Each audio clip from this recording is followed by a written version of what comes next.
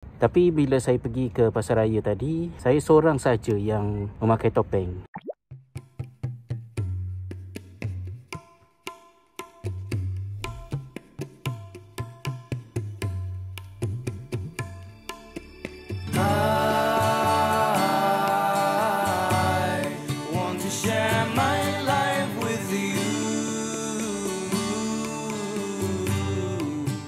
Assalamualaikum warahmatullahi wabarakatuh.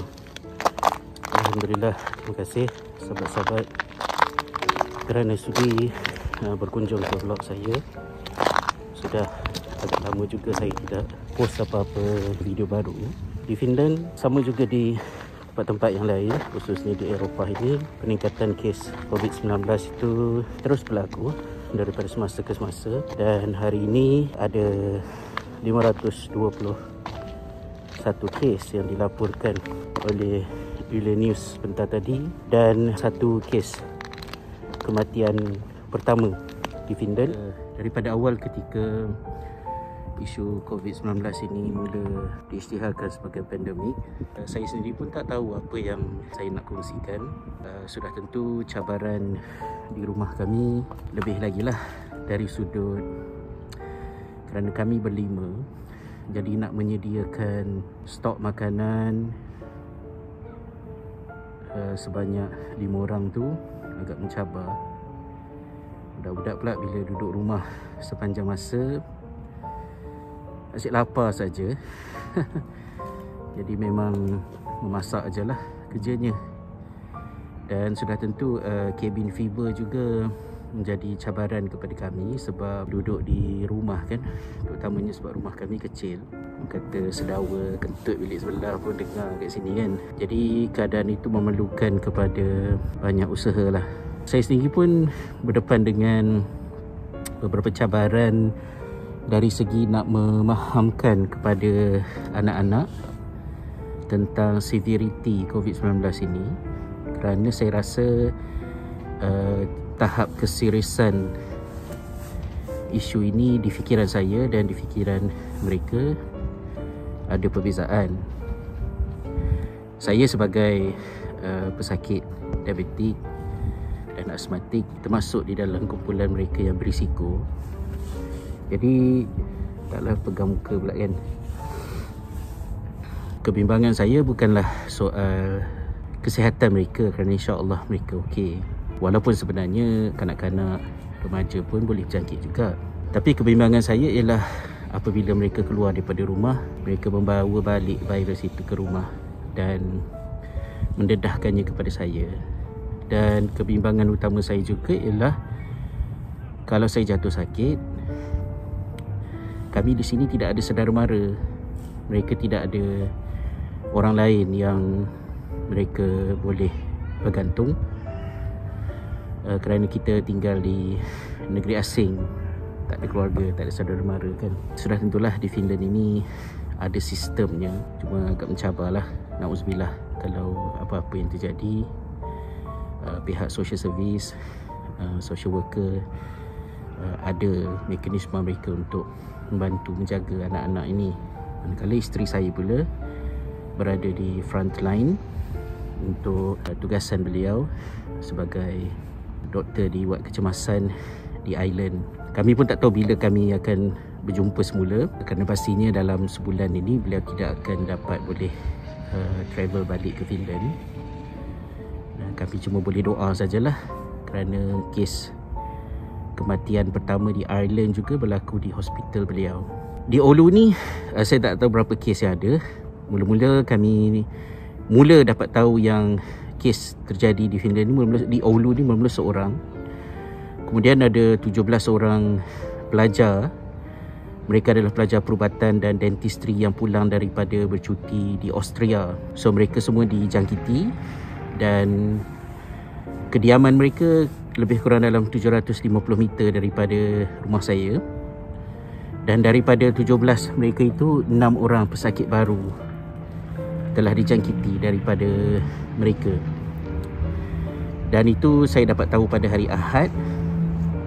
Dan kerana itu walaupun pihak sekolah masih beroperasi macam biasa, tapi saya sudah pun tidak hantar anak-anak ke sekolah dan membiarkan mereka berada di rumah pada hari Isnin tersebut. Saya mohon cuti 2 minggu dan saya tidak mahu anak-anak pergi ke sekolah. Syukur Alhamdulillah, pada hari yang sama juga di sebelah petang, akhirnya kerajaan Finland mengisytiharkan semua sekolah ditutup. Jadi tidaklah saya terkotak-ganting sendirian dengan anak-anak untuk figure out macam mana mereka nak belajar kan. Cuma saya memang tak berapa faham jugalah dengan kerajaan Finland yang baru ni. Setelah keputusan diambil untuk menutup sekolah tu, kita rasa lega. Tetapi baru sahaja 2 hari yang lepas, ataupun semalam saya tak ingat, kerajaan mengatakan bahawa murid-murid tahun 1, 2 dan 3 boleh bersekolah semula, tetapi tidak wajib, volunteer. Ia disiarkan beriringan dengan berita pertama kematian COVID-19 di Finland. Jadi saya tak faham juga, sebab saya rasa sudah hampir 4 tahun saya duduk di Finland ini. Sedikit sebanyak tu saya dapatlah membuat telahan bagaimana cara masyarakat Finnish ini berfikir. Mereka ada sikap yang sangat percaya kepada kewibawaan dan integriti kerajaan, pihak berwajib dalam membuat keputusan-keputusan penting seperti ini.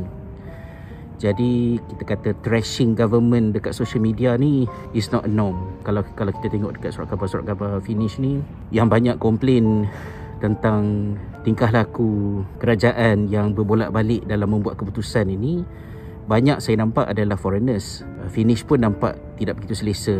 Ada juga yang kata, dan pergi baliklah ke negara masing-masing kan. Jadi saya tak boleh nak kata apa sangatlah. Macam mana pun ini negara mereka. They have their own culture. But personally, based on my limited understanding about what COVID-19 can do to the society, and we have seen what happened in Italy recently and some other places, and how some other countries like France took a very serious action. I think Finland is not doing good enough. If I turn my camera around, you can still see some people walking freely, taking kids, playing outside, having not big gathering, but of course 4 or 5 people casually, like nothing happened. And I personally feel a bit awkward because so far it's only me who is wearing a face mask. I do look macam weirdo sikit lah kat sini kan. Jadi ada beberapa orang lalu sosek-sosek menoleh kepada saya, but it's okay. I make my own decision. Dan di Finland ini memang kita dah lama dah belajar untuk make up your mind and don't give any damn to what people say about you and your option. Jadi saya haraplah mudah-mudahan supaya semuanya berjalan dengan lancar. Allah Ta'ala lindungi semua. Ini adalah kali pertama saya keluar daripada rumah untuk pergi ke kedai membeli sedikit barang dapur yang dah kehabisan. Saya berani keluar hari ini sebab kawan Finnish lah telah sempat membeli face mask beberapa buah dan menjual satu daripadanya kepada saya untuk saya pakai lah. At least untuk seminggu akan datang, I will be fine insyaAllah. 2 hours later. Alhamdulillah, saya baru saja selesai membeli barang dapur. Adalah ni punya bag kat belakang untuk seminggu, lebih kurang dalam 90 euro tadi. Kesimpulan saya ialah saya bimbang dengan keadaan di sini kerana tidak ada langsung apa-apa langkah pencegahan yang dapat dilihat. Hairan juga sebab face mask ni dah habis. Memang tak boleh beli online. Tapi bila saya pergi ke pasar raya tadi, saya seorang saja yang memakai topeng. Saya bukan orang perubatan, jadi saya tak boleh nak kata apa-apalah. Tapi saya lihat masyarakat begitu lepak dan tidak ada mengambil apa-apa langkah pencegahan. Dekat kaunter juga ketika pembayaran dibuat, tidak ada hand sanitizer ataupun apa-apa yang disediakan. So I think if the population, the public is not doing what they need to do, this is not a situation where I am comfortable to be outside of my house. So I will continue to minimize keluar daripada rumah, duduk dekat dalam. Mudah-mudahan semuanya baik-baik belaka lah.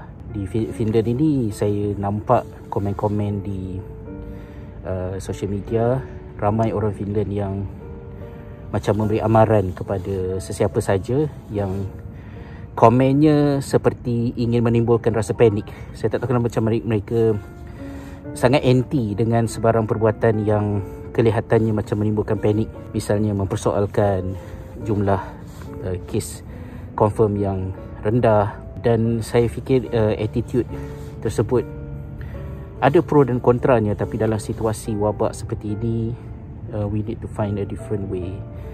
Dan mudah-mudahan ada mesej yang lebih tegas daripada pihak kerajaan kepada orang ramai.